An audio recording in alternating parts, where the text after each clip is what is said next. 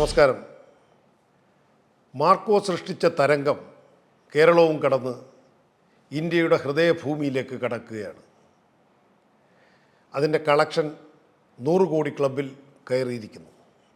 ഒരു മലയാള സിനിമയ്ക്കും ഒരു യുവതാരത്തിനും കൈവരിക്കാവുന്ന ഏറ്റവും വലിയ നേട്ടം. യഥാർത്ഥത്തിൽ ഈ മാർക്കോയുടെ വിജയം ഉണ്ണി മുകുന്ദനെ ഒരു പാൻ ഇന്ത്യൻ താരമാക്കി ഉയർത്തിക്കഴിഞ്ഞിരിക്കുന്നു.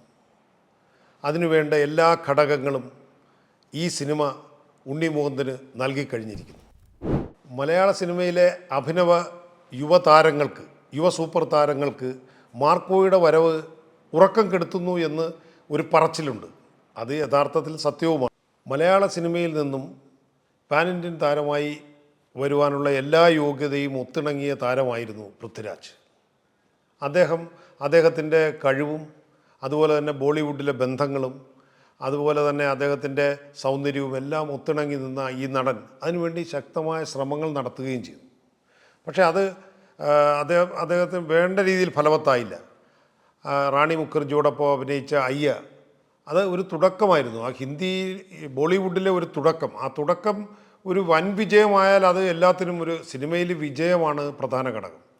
അതിനുശേഷം അദ്ദേഹം അഭിനയിച്ച ഹിന്ദി ചിത്രം സലാർ, അതിലെ വില്ലൻ കഥാപാത്രം, അതും ഒരു പാൻ ഇന്ത്യൻ പരിവേഷത്തിലേക്ക് വരുവാനുള്ള എല്ലാ ചിട്ടവട്ടങ്ങളും ഒത്തിണങ്ങി വന്ന ഒരു സിനിമയായിരുന്നു. പക്ഷേ എന്തുകൊണ്ടോ അത് വേണ്ടത്ര ആ പടവും വിജയം കണ്ടില്ല. അതൊരു ദുര്യോഗമാണെന്ന് പറയാം. വീണ്ടും അദ്ദേഹം ഇപ്പോൾ രാജമൗലിയുടെ ചിത്രത്തിലൂടെ വീണ്ടും അതിനുള്ള ശ്രമം തുടരുകയാണ്. അതിനോടൊപ്പം തന്നെ അദ്ദേഹം സംവിധാനം ചെയ്ത ലൂസിഫർ ഇന്ത്യയിലാകെയും ലോകത്തും വളരെ ശ്രദ്ധ പിടിച്ചു പറ്റിയ ഒരു സംവിധാന ശ്രമവും ഒരു വിജയ ചിത്രവുമായി കണക്കാക്കപ്പെടുന്നു. പൃഥ്വിരാജ് മലയാളത്തിൽ അഭിനയിച്ച് ഷാജി കൈലാസ് സംവിധാനം ചെയ്ത കടുവ അതൊരു വൻ വിജയമായിരുന്നു. ഒരു ആക്ഷൻ ഓറിയൻറ്റഡ് ഫിലിമായിരുന്നു.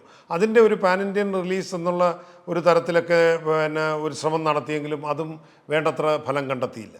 തുടർന്ന് പിന്നീട് അദ്ദേഹം ഇപ്പോൾ ലൂസിഫറിൻ്റെ 2ാം ഭാഗമായി വരുന്ന എമ്പുരാനിൽ വളരെ സുപ്രധാനമായ ഒരു വേഷം പൃഥ്വിരാജ് കൈകാര്യം ചെയ്യുന്നുണ്ട്. മോഹൻലാലിനോടൊപ്പം തന്നെ വളരെ പ്രാധാന്യമുള്ളൊരു കഥാപാത്രത്തെ അദ്ദേഹം അവതരിപ്പിക്കുന്നുണ്ട്. അപ്പോൾ അദ്ദേഹം തൻ്റെ പാൻ ഇന്ത്യൻ താരമാകുക എന്നുള്ളത് അദ്ദേഹത്തിൻ്റെ പ്രയത്നം അദ്ദേഹം എല്ലാ അർത്ഥത്തിലും ശക്തമാക്കി. പൃഥ്വിരാജിനോടൊപ്പം തന്നെ തെന്നിന്ത്യയിൽ നിന്നും മലയാളത്തിൽ നിന്നും പാൻ ഇന്ത്യൻ പദവിയിലേക്ക് വളരെ തന്ത്രപൂർവ്വം ശ്രമങ്ങൾ നടത്തിയ താരമാണ് ദുൽഖർ സൽമാൻ. മമ്മൂട്ടിയുടെ മകനും അദ്ദേഹത്തിൻ്റെ ആ സൗന്ദര്യത്തിൻ്റെയും അഭിനയത്തിൻ്റെയും സൂര്യ തേജസ് അപ്പാടെ കിട്ടിയില്ലെങ്കിലും അതിൻ്റെ ഒരു ഛായയും അതുപോലെ തന്നെ രൂപസൗകുമാര്യവും ശബ്ദവുമൊക്കെ ഒത്തിണങ്ങിയ ഒരു മികച്ച നടനാണ് അദ്ദേഹം വളരെ ബുദ്ധിപൂർവ്വം പാൻ ഇന്ത്യൻ തലത്തിലേക്ക് ഉയരുവാൻ വേണ്ടി പല ചിത്രങ്ങളിലും അദ്ദേഹം അഭിനയിച്ചു. മണിരത്നത്തിൻ്റെ ചിത്രത്തിലൂടെ ആയിരുന്നു അത്തരം ശ്രമങ്ങൾക്ക് തുടക്കം കുറിച്ചത്. അതിനുശേഷം മഹാനടി, ഓക്കെ കൺമണി, ഇപ്പോൾ ലക്കി ഭാസ്കർ, ഈ 3 സിനിമകളും 100 കോടി ക്ലബിൽ കയറുകയും 200 കോടി ക്ലബിൽ കയറുകയൊക്കെ ചെയ്ത ചിത്രങ്ങളാണ്. പക്ഷേ എന്തുകൊണ്ടോ അദ്ദേഹത്തിൻ്റെ ലക്ഷ്യസ്ഥാനത്തേക്ക് എത്തുവാൻ കഴിഞ്ഞില്ല. കാരണം അദ്ദേഹത്തിന് ഒരു മാസ് ചിത്രത്തിൻ്റെ നായകനായി ഒരു മാസ് അപ്പീലുള്ള ഒരു നടനായിട്ടും വരുന്ന ഒരു വിജയം അത് കൊണ്ടുവരാൻ കഴിയാത്തതാണ് അദ്ദേഹത്തിൻ്റെ ഒരു പാൻ ഇന്ത്യൻ തലത്തിലേക്ക് ഉയരാൻ സാധിക്കാതെ പോയത്. മാർക്കോയുടെ മിന്നുന്ന വിജയം യഥാർത്ഥത്തിൽ കേരളത്തിലെ കൺവെൻഷണൽ സിനിമാക്കാർക്ക്, ഈ സിനിമയുടെ നിർമ്മിതാക്കൾക്കും അതുപോലെയുള്ള വിതരണക്കാർക്കും ഒന്നും അതൊരു ഒരു ഒരു ഒരു നീണ്ട നാളത്തേക്കുള്ള ഒരു വിജയമാണെന്നും അല്ലെങ്കിൽ അതൊരു താരപദവിയിലേക്കുള്ള വലിയൊരു കുതിച്ചു കയറ്റമാണെന്നും അങ്ങനെ അങ്ങ് പൂർണ്ണമായി ഉൾക്കൊണ്ടിട്ടില്ലെന്നാണ് തോന്നുന്നത്. അപ്പോൾ ആ രീതിയിലാണ് അവരതിനെ സമീപിക്കുന്നത്. ഈ പൊടുന്നനെ ഉണ്ടായ ഒരു വിജയം, ആ വിജയം നിലനിർത്തുകയും ഒരു വലിയ താരപദവിയിലേക്ക് പോകുന്നു എന്നൊക്കെ ഉള്ളൊരു ചിന്ത മൊത്തത്തിൽ മീഡിയയിലും ഇന്ത്യയിലാകെയും വരുന്നുവെങ്കിലും കേരളത്തിലെ നിർമ്മാതാക്കൾക്കും കൺവെൻഷനായിട്ടുള്ള നിർമ്മാതാക്കളൊന്നും അത് വേണ്ട തോതിൽ ഉൾക്കൊണ്ടിട്ടില്ല.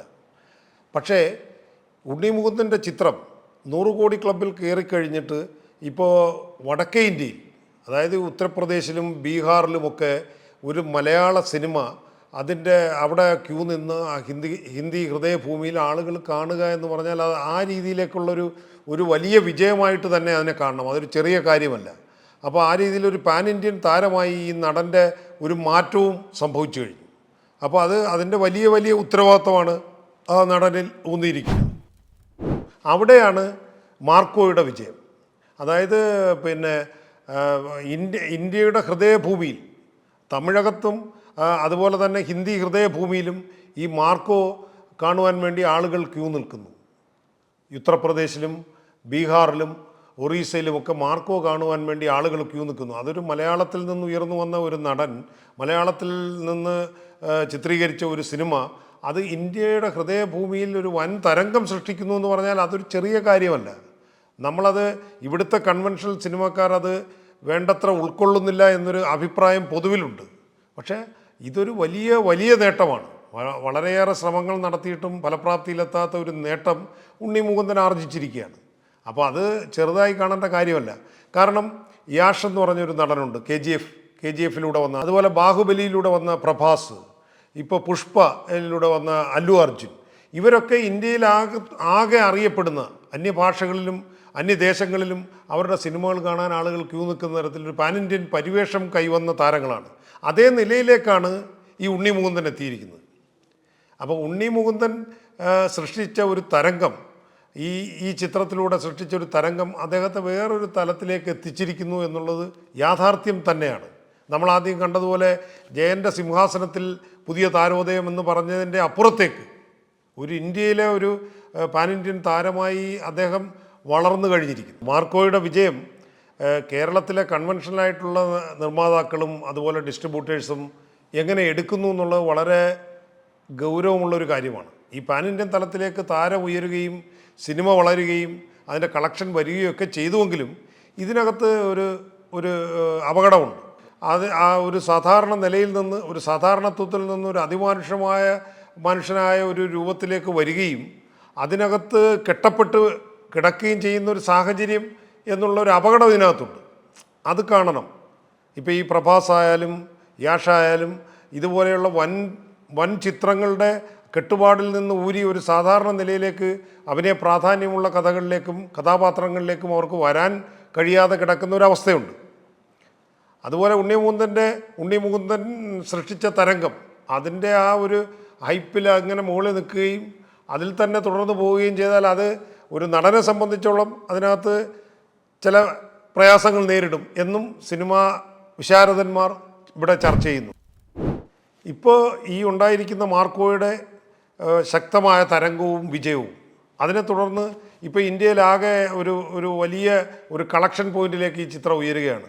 ഈ ഒരു ടെമ്പോ നിലനിൽക്കുമ്പോൾ തന്നെ മാർക്കോ 2 അനൗൺസ് ചെയ്താൽ പ്രീ റിലീസായിട്ട് ഏതാണ്ട് 100 കോടി രൂപയുടെ ബിസിനസ് നടക്കും. വിശാരദന്മാർ ഇപ്പോൾ തന്നെ അതിൻ്റെ വിലയിരുത്തലുകളുമായി എത്തിയിട്ടുണ്ട്.